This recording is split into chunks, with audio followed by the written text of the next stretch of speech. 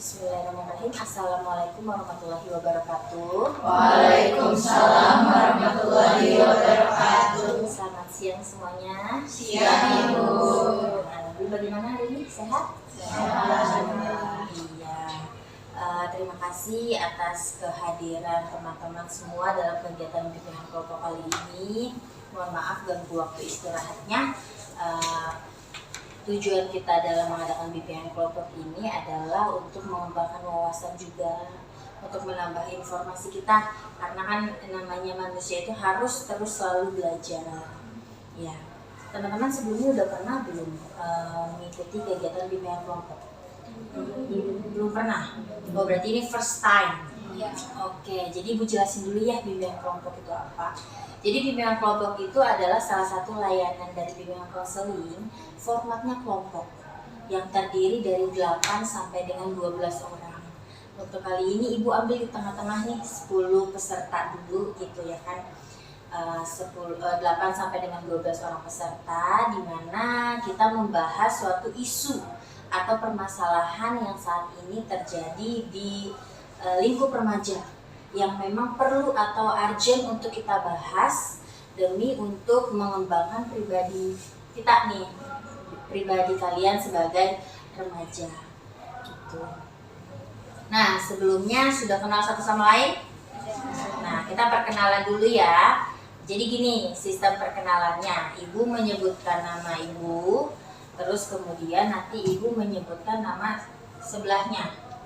Nah, kemudian nanti sebelahnya lagi kamu nyebutin nama teman sebelumnya lagi. Nyebutin dulu. Jadi nanti yang paling banyak ini paling banyak menyebutkan nama temannya. Oke? Paham? Paham. Oke. Ibu dulu ya. Ya. Via. Winda. Sebut Ibu dulu. Bu Via. Bu Via, Winda gitu. Oke, ulang ya. Oke. Via. Bu Via. Winda. Bu Via, Winda, Gendis. Bu Via, Winda, Gendis, Tabris. Tabris Bianca. Dari Ibu dulu. Bu Via, Winda, Gelis, Tabris Bianca. Bu Via, Winda, Gendis, Tabris, Bianca, Kansa. Bu Via, Winda, Gendis, Tabris, Bianca, Kansa, Jasmine. Bu Via, Winda, Gendis, Tabris, Bianca, Kansa, Jasmine, Alika. Via, Winda, Gendis, Tabris, Bianca, Kansa, Jasmine, Alika, Bilqis. Bu Via, Winda, Gendis, Tabris, Bianca, Kansa, Jasmine, Alika, Bilqis, Ira. Bu Via,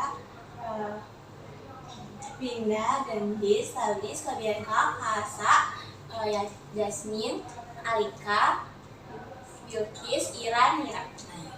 Oke, sekarang kita balik ya, biar saling kenal satu sama lain. Dari Ira ya berarti.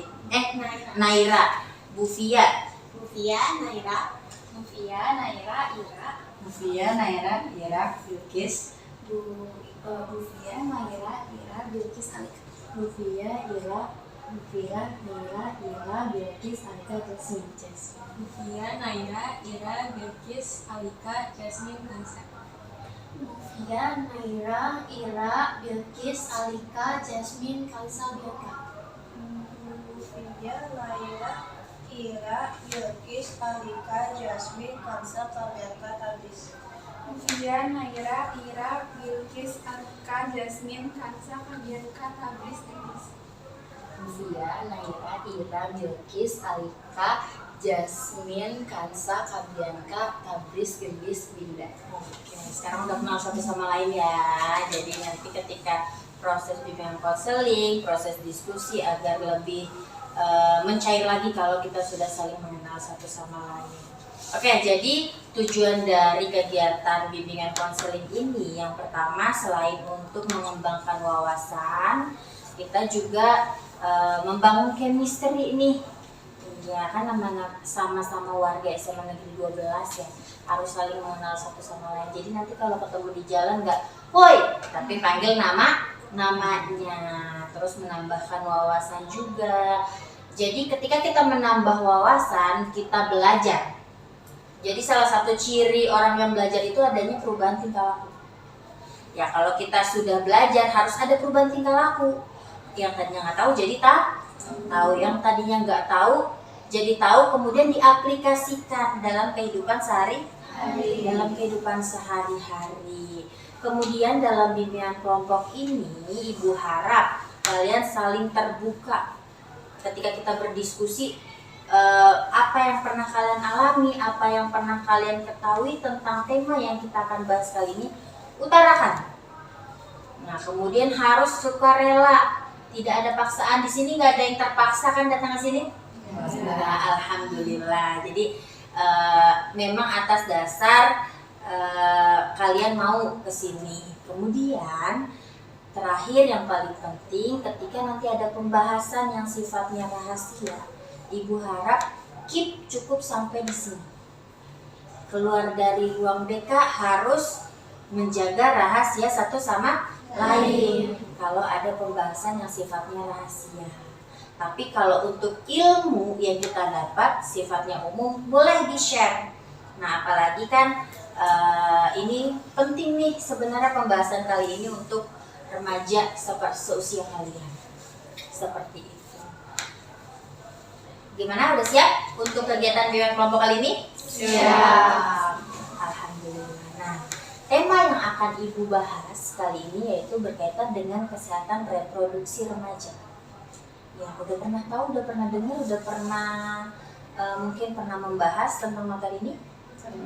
Pernah, berarti kurang lebih sedikit tahu lah ya intinya. Nah, Ibu mau ngajak kalian main games dulu nih sebelum masuk ke materinya.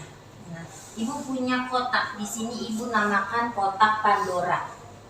Nah, di dalam kotak ini nanti kalian akan mendapatkan satu kartu yang ketika kalian baca dari kartu tersebut, kalian mengutarakan pendapat kalian.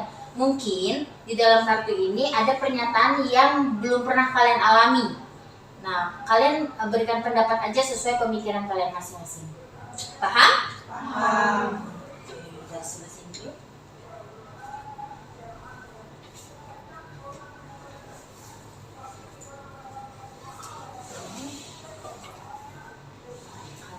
Kalau mau diambil yang bawah pun nggak apa-apa, nggak harus dulu.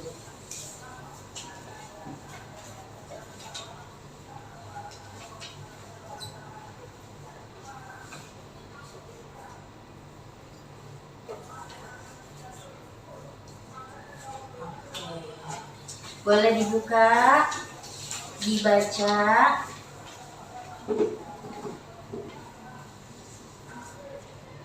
Sudah? Nah, tadi kan ngambilnya dari sebelah kanan Ibu. Sekarang coba berikan pendapatnya dari sebelah kiri Ibu. Naira, betul. Coba Naira dapatnya kartunya isinya apa, dibacakan lalu berikan pendapat Naira. Kalau aku dapat kartu, kalau kamu sayang dan percaya sama aku, kamu harus mau buktikan dengan mau pegangan tangan, berpelukan, atau ciuman. Bagaimana cara menolak ajakan pacar tersebut? Bagaimana menurut Naira? Aku kasih kayak pernyataan dulu, kalau sayang sama percaya itu nggak harus dengan menunjukkan kayak gitu, bisa dengan kata-kata atau ngasih hadiah aja. Oke, itu menurut Naira. Lanjut, Ira. Saya dapat, jika kamu memiliki kebingungan, kecemasan, atau masalah terkait perubahan tubuh maupun hubungan pacaran, pergaulan, kemana atau kepada siapa, sebaiknya kamu cari informasi bantuan yang aman. Yang pertama, tentunya aku pasti bakal ke orang yang aku percaya dulu. Mungkin bisa ke sahabat aku atau ke mungkin orang tua aku, ibu aku yang sering aku ajak ngobrol. Kemudian untuk mencari jalan keluarnya, mungkin aku akan berdiskusi dengan mereka, serta mungkin jika memang masih belum dapat jalan keluar, aku akan berdiskusi kepada guru aku untuk mencari jalan keluarnya. Biasanya guru yang dipercaya sama Ira Guru BK. Yang lanjut. Kalau aku pertanyaannya, cuma ke kartumu minta foto dirimu yang agak terbuka dengan alasan hanya untuk koleksi pribadi dan konsumsi kita berdua saja. Janji tak akan disebar. Apa tindakan terbaikmu?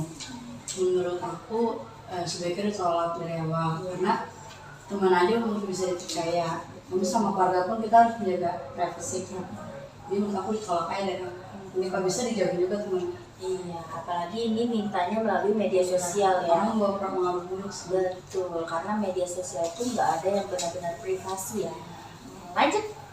Kalau aku saat pelajaran olahraga, kamu berkeringat deras dan celana dalam terasa sangat lembab. Namun kamu malas menggantinya hingga sore hari. Apa risiko bagi kesehatan reproduksi dan apa yang seharusnya dilakukan?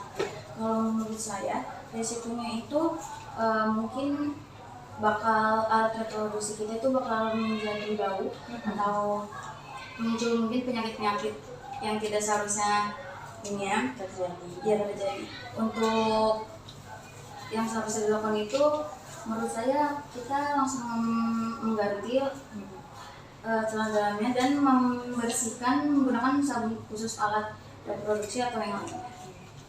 Iya, jadi ketika kita mengenakan baju atau apalagi ini pakaian dalam terus lembab, lebih baik langsung diganti karena kan itu keringat kita ini kan ada bakterinya ya.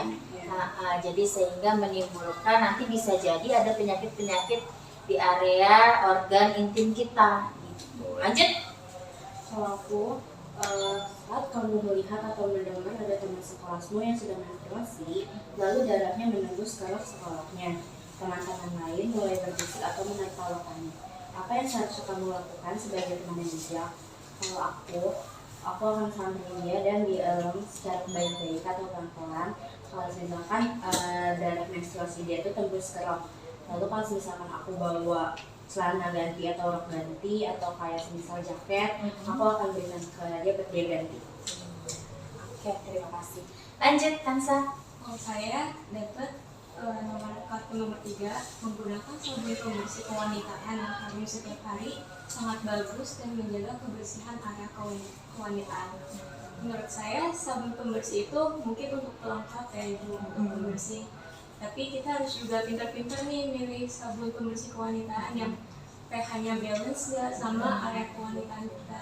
Terus untuk menjaga kebersihan area kewanitaan ini nggak cukup nih cuma pakai sabun dari diri kita sendiri, misalnya rajin dan pakaian dalam, membersihkan diri yang bersih, atau kita bisa juga pakai cara yang alami, misalnya minum jamu gitu.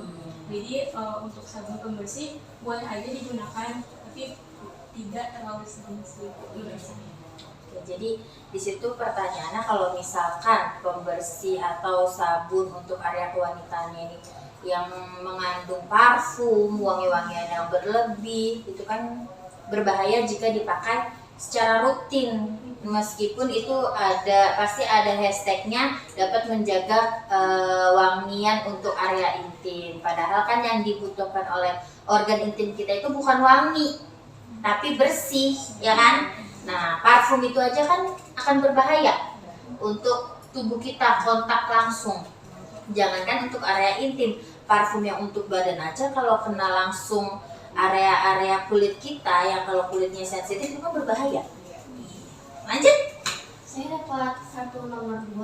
Pertanyaannya, laki-laki yang sering mengalami mimpi basah berarti dia adalah orang yang berpikiran kotor atau mesum. Mitos atau fakta? Menurut saya nggak dua-duanya, karena kalau sekali 2 kali mungkin masih normal.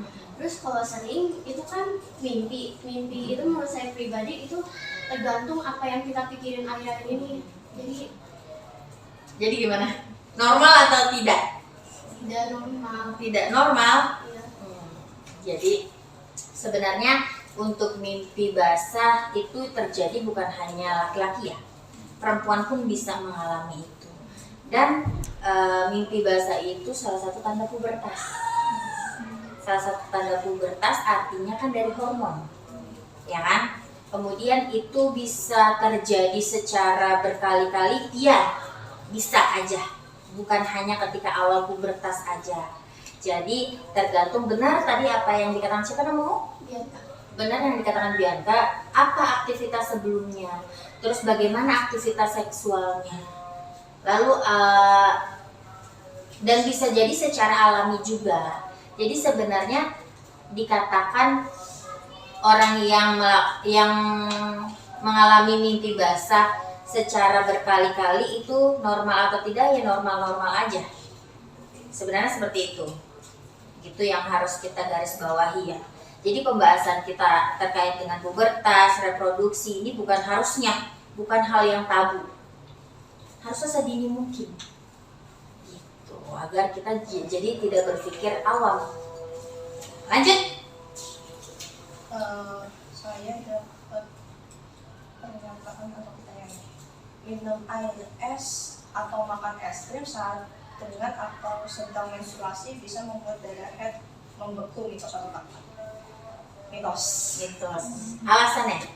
Karena sebetulnya nggak apa-apa, ada banyak yang bilang ya, kalau lagi mens itu jangan minum yang dingin-dingin gitu. Iya, betul. Dan kaitannya dengan darah membeku itu nggak ada hubungannya. Karena apa? Kita minum air dingin nih, misalkan pop es lah, pop ice atau es teh gitu. Itu pas udah di faring toraks ini, itu tuh udah mengikuti suhu tubuh kita, udah netral ya. Jadi nggak berpengaruh sampai ke lambung, nggak berpengaruh sampai ke bagian apa sih namanya tuh, penampung itu nggak ngaruh sebetulnya. Jadi mitos. Iya, jadi bedanya gini, yang kita minum, yang kita makan itu adalah di saluran pencernaan. Kalau rahim itu adanya di saluran reproduksi. Arahnya aja udah berbeda ya. Benar tadi yang dijawab oleh Tabris ya. Ketika makanan atau minuman yang suhunya berbeda dengan tubuh kita tuh pintar, bisa menetralkan suhu itu mengikuti dengan suhu tubuh kita, gitu. Jadi mitos ya, mitos. Lanjut.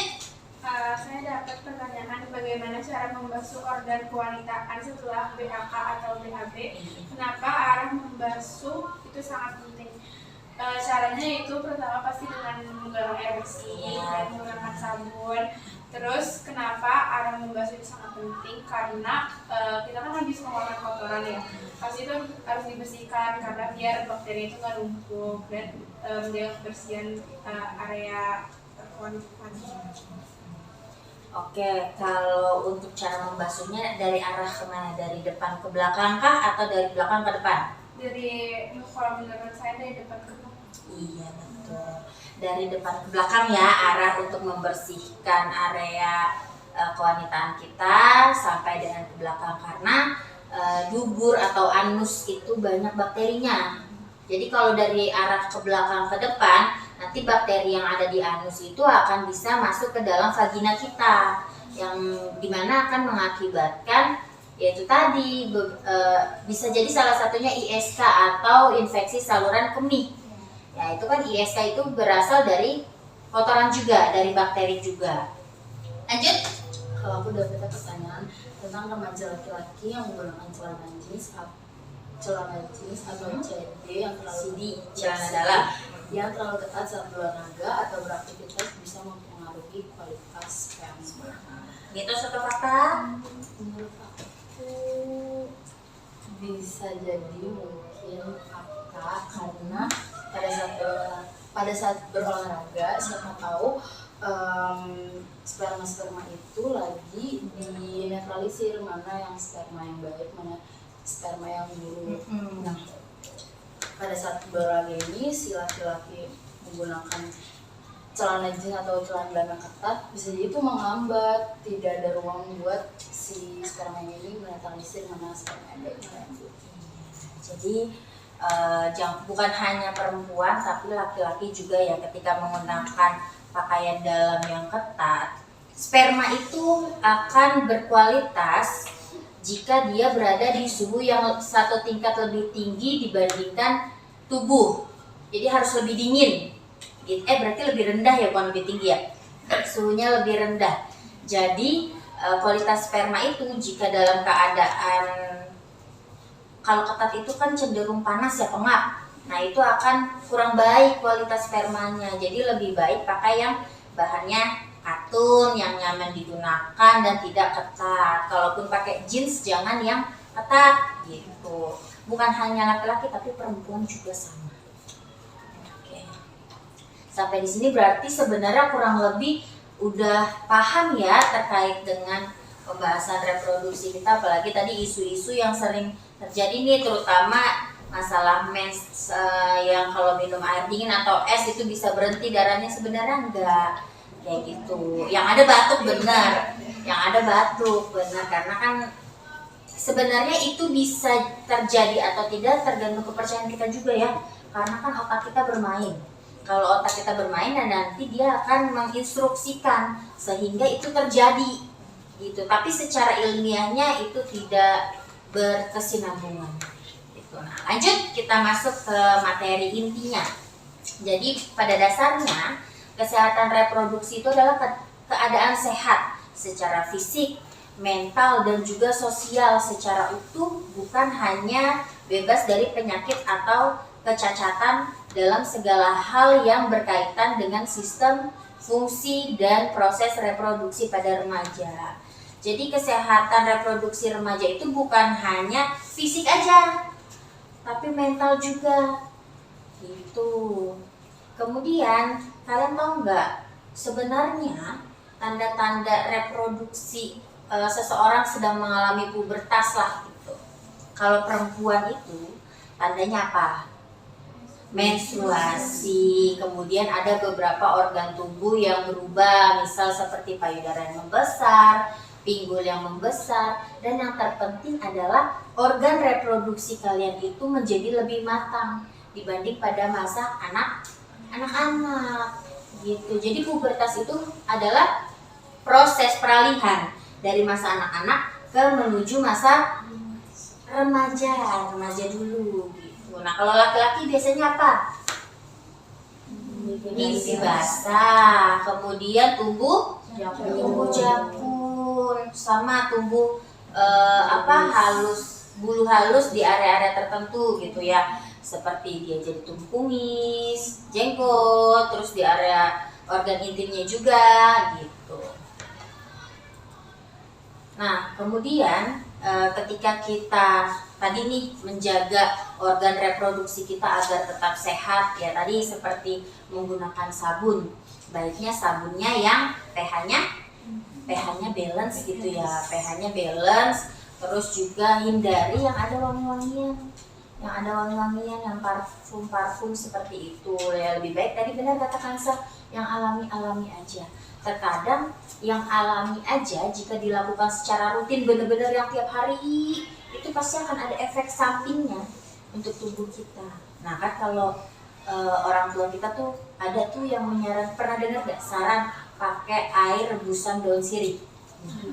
Pernah, baik itu untuk dibasuh maupun diminum. Nah itu pun juga kalau dilakukan secara rutin yang benar-benar tiap hari dalam jangka waktu yang panjang, itu masih ada efek sampingnya. Kemudian kalau untuk pakai rebusan daun sirih itu, kita perhatikan juga wadahnya. Airnya bagus, bersih, karena daun sirih itu antiseptik yang alami ya. Bersih, bagus, tapi wadahnya kotor, sama aja kan, airnya jadi kotor juga. Benar nggak? Iya. Kemudian yang terpenting adalah mengganti celana dalam. Ya, tadi mengganti celana dalam ketika dirasa sudah lembab. Terkadang kan perempuan juga ada tuh fase-fase kalau mau menstruasi yang keluar cairan yang berlebih keputihan, entah itu karena masa ovulasi, betul. Terus kemudian ketika habis istirahat agak lebih berkeringat ya kan, itu kan jadi lembab, jadi basah. Lebih baik diganti dengan segera agar tidak menimbulkan penyakit memanjang. Iya, bagaimana Kantis? Pentiliner. Nah ini juga banyak nih yang mungkin terjadi gitu ya, Bu, pakai pentiliner boleh atau enggak? Yang penting tidak rutin dan dalam jangka waktu panjang. Nah misalkan nih pada masa mau menstruasi atau masa ovulasi, itu kan berlebih tuh, boleh dipakai tapi harus diganti secara cepat. Ada yang tahu maksimal penggunaan pentiliner atau Softtek berapa jam? 3 sampai dengan 4 jam. Lewat dari itu harus diganti ya. Begitu penggunaan pentiliner. Kayak kita pakai Softtek kan pada saat menstruasi aja tuh paling kan 3-7 hari ya kita menstruasi lah gitu ya, berarti pada saat itu aja kita pakai softtek. Kalau dipakai setiap hari rutin dalam jangka waktu bulanan itu pasti akan ada efeknya. Dokter pun pasti tidak menyarankan untuk menggunakan seperti itu ya. Saran ibu sih lebih baik bawa celana dalam diganti. Ada yang udah melakukan itu? Belum. Nah, mungkin kalau olahraga nggak pada keringetan kali ya. Kalau ibu selalu bawa ganti untuk celana dalam pasti, entah itu pada saat sholat zuhur berganti celana dalamnya itu gitu, atau mungkin ketika ada aktivitas yang padat gitu dari pagi sampai agak siang untuk sholat juga kan perlu kesucian ya, biar kita lebih tenang sholatnya. Kita pastikan dulu tubuh kita itu atau apa yang kita gunakan itu bersih.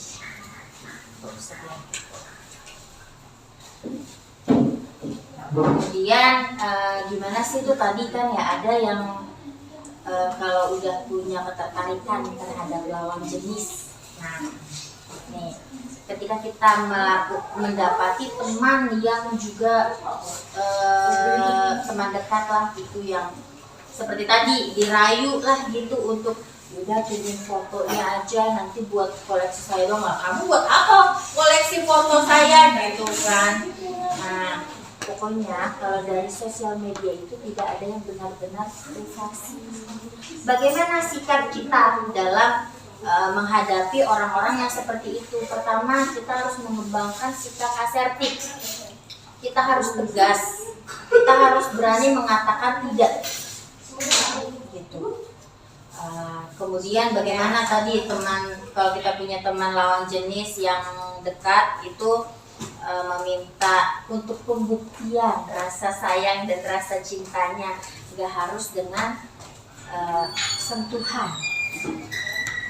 Justru harusnya ketika seseorang sayang sama kita itu harusnya menjaga.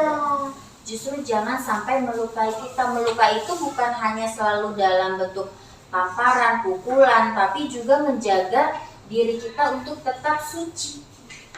Gitu. Jadi kalau misalkan mungkin di antara kalian ada yang sudah punya teman dekat laki-laki, tapi meminta pembuktiannya dengan cara itu, jelas ya, tolak dengan mantap, harus tegas kita gitu.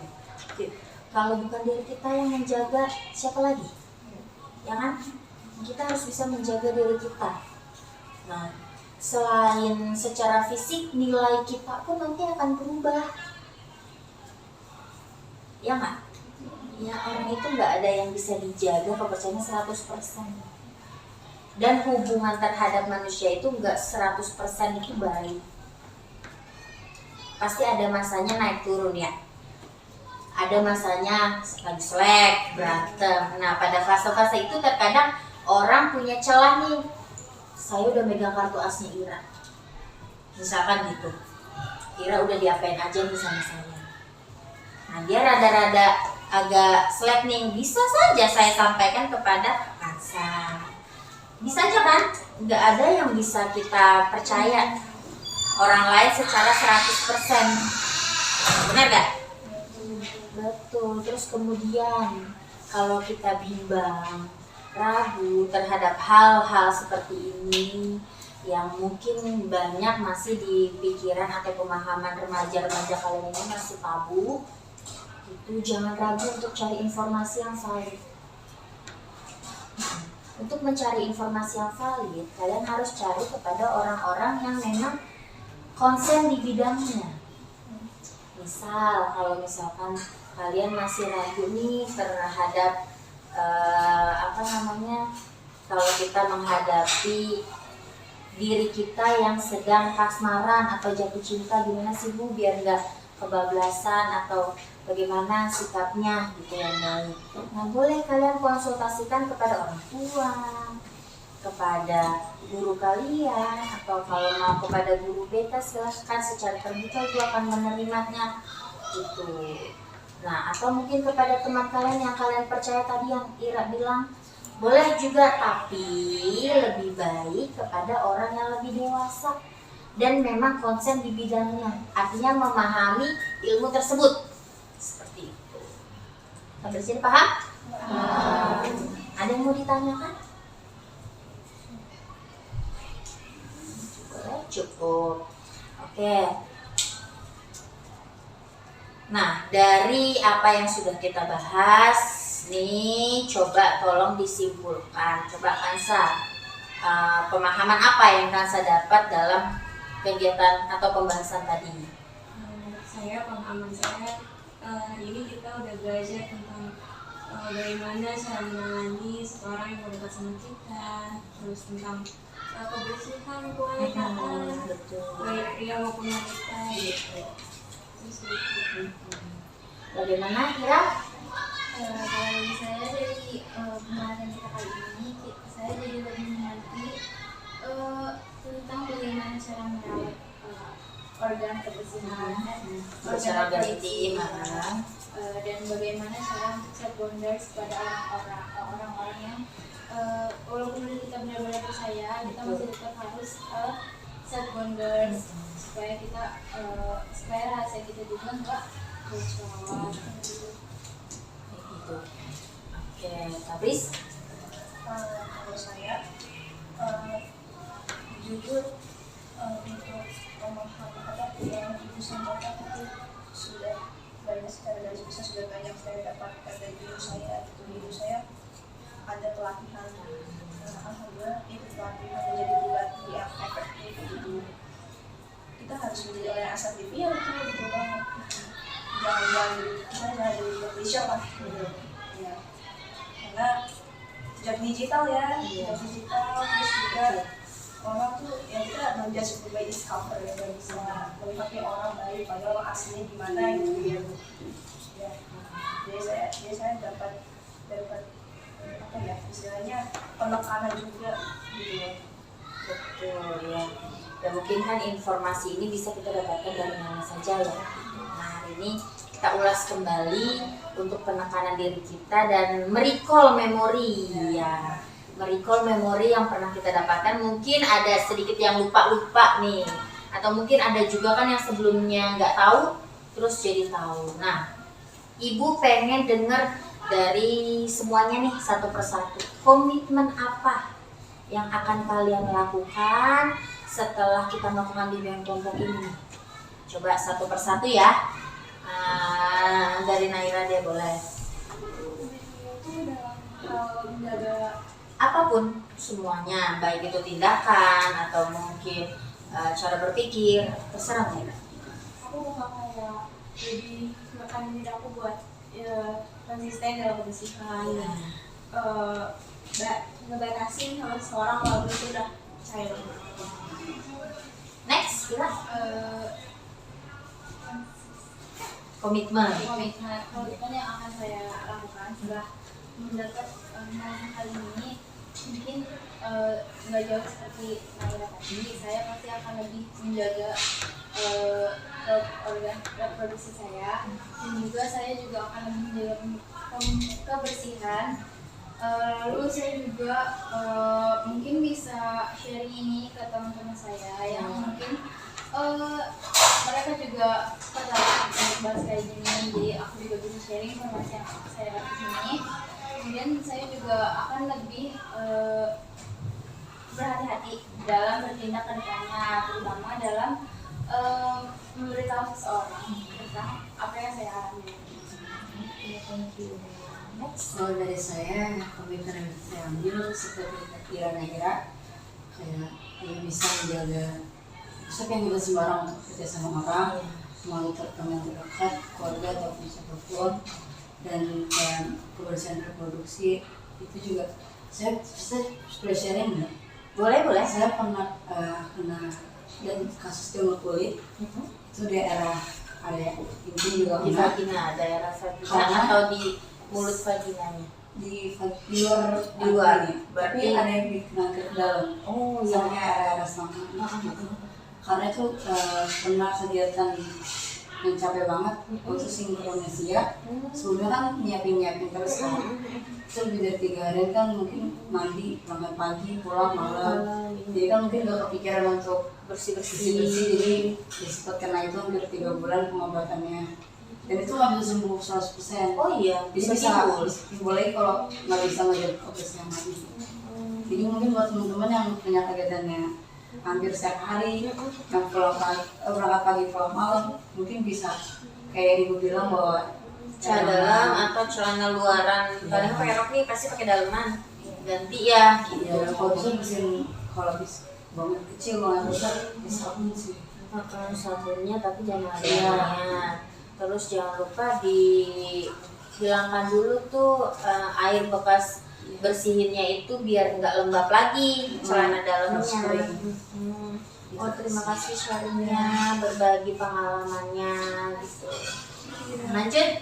Nanti saya di pembahasan kali ini itu saya akan lebih sering karena saya sering kalau misalnya berolahraga mengganti celana dalam. Jadi saya akan lebih sering mengganti celana dalam setelah olahraga, dan saya akan sharing kepada teman saya juga tentang pembahasan ini karena ini luar penting untuk kesehatan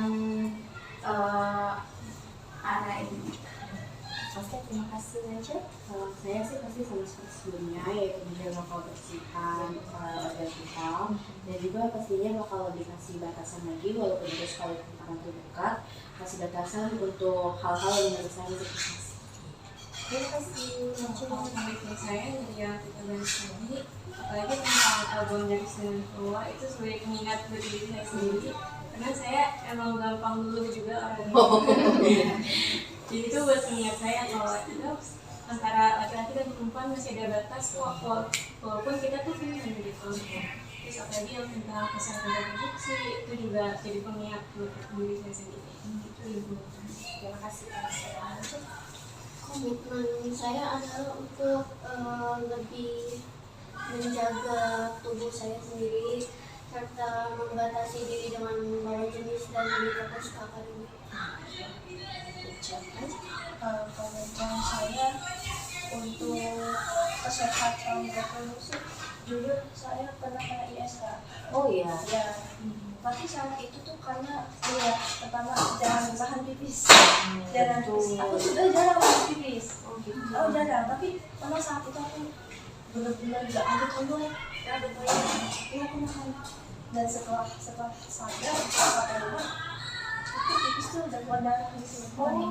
Tapi sedikit sih, tidak sebanyak itu. Tapi nahan pipisnya itu dalam satu kali atau beberapa hari ke belakang sering? Satu kali juga Satu kali saat itu aja. Iya, berarti kan kayak udah makan banget gitu ya. Karena memang saat itu tuh nggak ada kamar mandi, kan. Terus ya udah akhirnya aku ngomong kan sama mamaku, aku di puskesmas.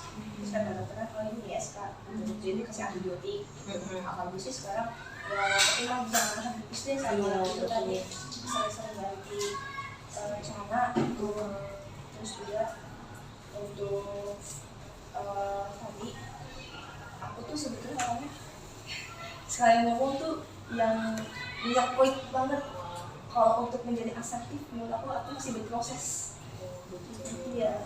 Nggak apa-apa, yang penting ada belajar ya. Iya. Pelan-pelan jadi seseorang yang memiliki sikap asertif juga nggak semudah itu. Kita perlu keberanian. Dan asertifnya itu artinya di sini bukan yang ceplas-ceplos judes, bukan ya, tapi harus ada isinya juga. Terus kita harus asertifnya itu aware terhadap diri kita. Ya lanjut. Kalau komitmen sebenarnya kurang lebih sama kayak yang sebelumnya. Itu yang pasti pertama harus menjaga kebersihan area kewanitaan, apalagi kalau dari awal kan lagi banyak aktivitas kayak hari ini, sampai pulangnya itu malam, jadi harus lebih menjaga kebersihan. Apalagi kalau habis buang air kecil, buang air besar, itu harus lebih aware sama kebersihan. Terus sama lebih jangan terlalu bersesuai sama orang lain, cerita atau kasih tahu apa yang kita rasain ke orang lain. Jelas belajar lebih menjaga lagi kebersihan, jangan stres. Karena aku juga beraktivitas dari pagi sampai malam, lebih aware lagi karena ya itu lumayan bahaya untuk, padahal ini mungkin menurut orang-orang ini masalah sepele, cuman bahaya ternyata dampaknya. Nah, kita juga udah tahu dapat cerita dari Bilqis dari Hafiz, lebih lagi sih sama kebersihan, sama lebih jaga kebersihan kita sama.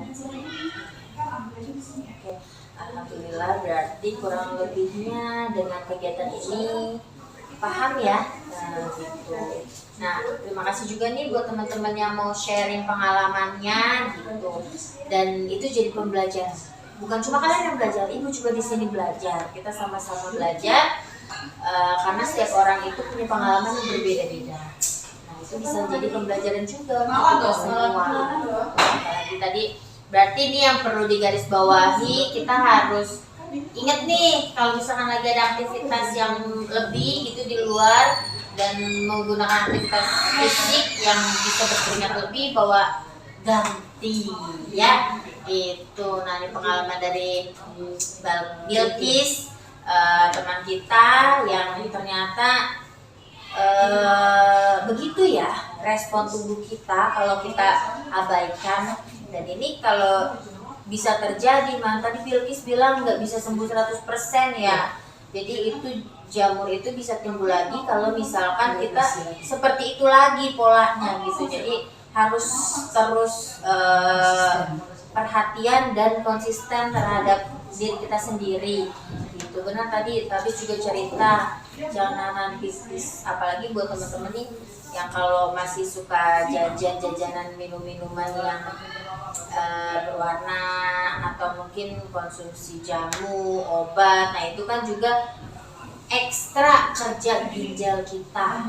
Nah itu pun juga mempengaruhi urin kita, produksinya itu bisa lebih cepat dibandingkan kita hanya minum air putih gitu. Jadi kalau udah masih suka konsumsi minuman yang berwarna terus nahan pipis, sudahlah numpuk, bisa juga nanti jadi batu ginjal, kencing batu gitu.